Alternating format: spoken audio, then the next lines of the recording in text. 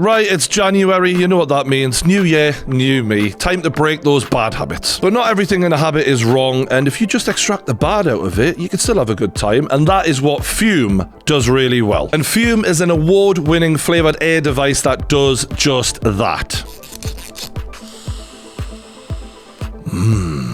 Tasty. Sorry. I genuinely did enjoy that. Your Fume comes with an adjustable airflow dial and is designed with movable parts and magnets for fidgeting, giving your fingers a lot to do, which is helpful for de-stressing and anxiety while breaking your habit. And it comes with a bunch of these different flavours. You've got raspberry lemon, maple pepper, sparkling grapefruit, loads more, and they're not overpowering. So I can just sip away all day, and it's not too overpowering, and just enjoy it. And the device itself is really well weighted. You can tell it's well crafted, quality material, lovely wooden handle here. A little bit of that kind of action going on for when you're just wanting something to keep your hands busy during the day, take your mind off of what you usually would be doing. And it's a very high quality product. So if you want to start 2024 off in a better way, then go to tryfume.com/true to get your journey pack today. That's tryfum.com/true. And when you use my code TRUE, that's TRUE, block capitals, you'll get 10% off, which makes starting that good habit a little bit easier. So big thanks to Fume for helping us make good habits in 2024, but for now, enjoy the video.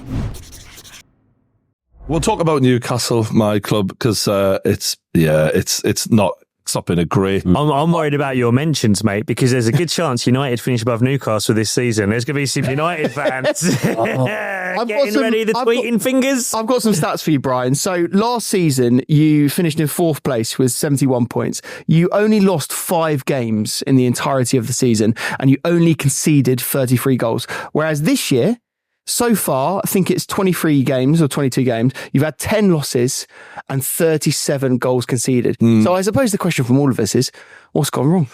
Well, I mean, I don't want to go through the injuries because I think that's a boring topic. And, you know, we have lost the most days by a mile via injuries. But and the fact is we massively overperformed last season. So it kind of set us up for a definite failure. Like, I never thought I was hopeful. Well, we might, you know, but realistically, we weren't going to be able to repeat it with Champions League football. And with those injuries, with the fitness levels that Champions League takes out of us, we're a team that's got like barely 11 good players who can compete and a hell of a lot of championship level footballers. And unfortunately, when we lose those good players, these championship players play a lot more games and you get exposed. And that's exactly what happened and has been happening lately. I mean, that Luton game, it was it really pissed me off that. Like, and what annoyed me a little bit more is like, there's people celebrating that we got the draw, and I get it, but like, you're kind of missing the point. And I get annoyed at Man United fans for doing this, for example, like, they'll nick a win or they'll nick a draw and it'll be, oh, well, we showed spirit. And it's like, yeah, spirit, but like, where the fuck is this going right now? Like, you know, in terms of defending, we were rock solid last season. Our defense this season has been atrocious. And, you know, we've got our favourites and Eddie's got his favourites. And I think that's a bit of a problem because to start Dan Burn now over Livramento, it's really negligible. Like, you're getting skinned week in, week out. And he had to hook Dan Burn. Dan Burn had an okay couple of moments against Villa, but the reality was they were targeting him. And they're targeting him every week. And when you're playing against one of the fastest wingers against Luton, and you've got Livramento, who is one of the best young fullbacks I've seen at Newcastle ever. And to me, I mean, the biggest compliment I can pay him is he looks like he should be playing for Pep Guardiola, not us. He's really that good. And we're starting Dan fucking Burn, who is just getting murdered, you know, game in, game out. And it's not just Dan Burn. It's how inconsistent the centre-backs have been. And Trippier's had his mistakes this season. And look, Nick Pope getting injured was another big blow. But like, defensively, we've been poor. But it's not just the defence, it's the midfield. Without Joe Linton, we look so soft. It's embarrassing. Like, Longstaff scored 2 goals yesterday. Now, normally when a player scores 2 goals, you're like, fucking hell, the midfielder scoring 2 goals. But aside from that, he did fuck all, mate. Like, he's a waste of a shirt. He's the most positionally irresponsible midfielder, and he hides away. So you'll see him sort of buzzing around, but you don't know what the fuck he's doing. Saying this after he scored a racist. Mate, I can't believe it. Mate, he's a Geordie. Grown midfielder scoring a brace. It does it, doesn't it? Double goal here. But when they break on us and when we concede, and as he did, he lost the ball for one of the goals. he's just such a clumsy championship level player. And what we know about midfields now more than ever at this level is off the ball. It's so much more important even than on the ball. If you want to make sure you're hard to beat, and off the ball, I mean, on the ball he's shite, but off the ball he's absolute shite as well. At least, with Lewis Miley, 17-year-old lad, some of the technique he has in his passing, I'm blown away by. I never watch anything Sean Longstaff does, and I'm blown away. I'm astounded by how bad he can be. Bruno Guimaraes, I've given him a lot of praise. That was one of his worst games. That against Luton, that was pretty fucking pathetic, And I'm now starting to really question, like, how bad is it when just because Joe Linton isn't there, we look this weak completely throughout the team? And Brian, let me ask you. It isn't just Joe Linton, though. Like we're saying it, like I understand the point you're making, but it isn't just Joe Linton. You haven't got Tonali there, who you'd spent a load of money on. You've been absolutely ravished by injury. Everyone knows the sequel's never as good as the first movie anyway. You just sort of have to accept that. And looking at how high the bar of expectation was set, like I was saying to you off air earlier on that if Newcastle were having this sort of season, bearing in mind a season where you've beat Aston Villa in 2 ties, you've beat Arsenal, you've beat Man United, you've had a historic night against PSG, and you're sitting around 10th in the table, right? If Newcastle were having this sort of season, had you have not had the season you'd had last season, obviously, escape relegation, I know you got your way up the table, I don't think we're looking at it going, crisis. I don't think we're looking at it, I'm not saying you are, but potentially questioning Eddie Howe's job. I think that the height of where you went to last season has distorted expectation a little bit here. I'm worried a little bit for Eddie, because our fan base, like, there's different sections always, everyone else, but there's murmurs now of like I'll give you a reason. You conceded 3 at home to Forest last month. You conceded 4 at home to Luton this month. That's not good enough at all. Chris Wood scoring 3 goals against you is the biggest disgrace to football I've ever seen at St James's Park. It's not just the goals conceded. It's if you look at the attacking metrics, like last 5 games, you rank 19th for goals conceded, bottom of the table for shots on target face, bottom of the table for shots face, bottom for XG against. So it's like everything when it is not just the goals you're conceding, it's the chances, it's the shots, it's the chances at goal from the opposition you're conceding. It's just... Well, and we can't... In terms of strikers, like Isak, for me, is one of the most naturally gifted strikers in the Premier League. I put him just behind Haaland. I think he's that fucking good. He's fucking so brittle. He's injured so regularly. And you have to get... We've seen with Reece James, we talked about him. He can be as good as you want, but if you're not reliable and you're not going to be there, teams eventually have to move on from you. Now, I don't think we're anywhere near that point with Isak, but I'm fucking frustrated. With Callum Wilson, I think his game now, we're starting to see him really aging, and we're really seeing the deterioration of his legs. He doesn't look anywhere near the player he has been in the past, and I've been a huge supporter of his. And it all boils down to how many championship players we still have. And a lot of people will look at the fact that Newcastle finished 4th, Man United finished 3rd. We're comparing the two, for example. We're comparing us to other teams that were high up there. We had no business being in the top 4. We were filled with championship players. And I look at this team and I go, all right, Dan Burn, you could argue barely a Premier League footballer. Lewis Miley, 17 years old. Longstaff, championship footballer. Murphy, championship footballer. Almiron, championship footballer. Like, we're surrounded by them. Do you know what I mean? So, like, we can't... It's a reality check of where we are. Where does Eddie Howe and this Newcastle project go now, going forward? So even into next season, where does this go? Because obviously you did have that taste of Champions League football. Yeah. Maybe it was ahead of schedule, fair enough. But obviously this season there's been a regression. Injuries obviously have played a part in that. But other teams have now strengthened as well. They've also taken steps forward. So where does this project go now? Especially with financial fair play hindering I think how you spend. It's a great thing to bring up, because I think that's going to massively hinder Eddie. And I think we're kind of lucky to have Eddie in the regards of he's really used to making chicken salad out of chicken shit. Like, he did that for Bournemouth for years, and he's going to have to do it with some of these players, because we're not just going to get rid of the deadwood overnight.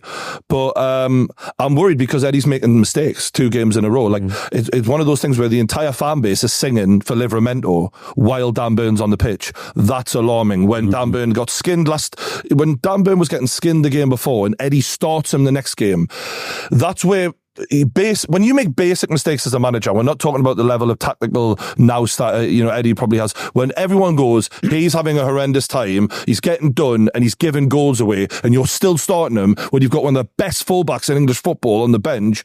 That's where the whole fan base kind of has to look at you and go, "Hey, we love you, Eddie, but you're fucking this up, mate." When we talk about the FFP situation as well that you've got going on there, does it not make you question a little bit? And obviously, with your allegiance to the club and with how much you love these players, respect these players, it's going to be very hard to do this. But say, for example, to use the comparison, Conor Gallagher, right? Me and Josh don't want Conor Gallagher to go, but we can also separate it and understand that if he does go, we understand the reasoning behind it. This transfer window just gone, you did have an opportunity really to move on Kieran Trippier, which will seem like madness for any Newcastle fan, realising that he's been one of the pivotal parts, maybe the main cog in your progression recently, and potentially Callum Wilson, right? You had the chance to move both of those guys on. You've actually got not even suitable backups, but maybe heir to the thrones for both of those guys, definitely with Callum Wilson and Isaac, but even so, Livramento and Kieran Trippier over there. Do you think that maybe you shot yourself in the foot a little bit by not entertaining any offers for those two guys? Because there was clubs that wanted them. Yeah, I think the squad's so thin. Eddie was like, we can't fucking lose them because we're down to the bare bones as it is. We've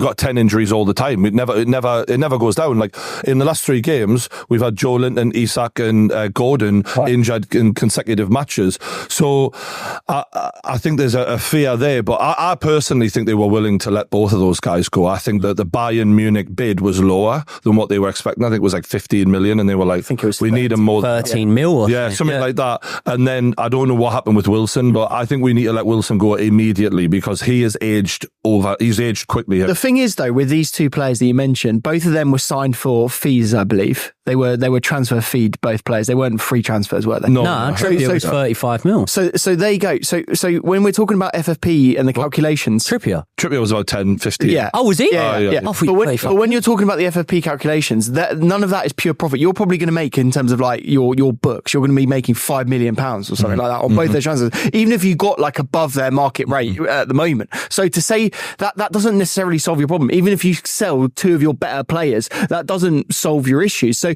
when you're thinking about the summer and how he's going to strengthen, and I do think you should give Howe some time, and I do think it's a bit harsh to be blaming him too much. But like you understand here, the wiggle room that you're going to have to make any changes in the summer is incredibly low. No, I completely am backing Howe, but but also like, it's just a facts of life. If you're losing 3-1 to Forest at home or whatever, 3-0, 3-1, and then you're conceding 4 to Luton and giving yourself a mountain to climb against fucking Luton, I got to give Luton credit. Like they played all right on the day, but you know the saddest bit about it was I've seen Luton play better than that.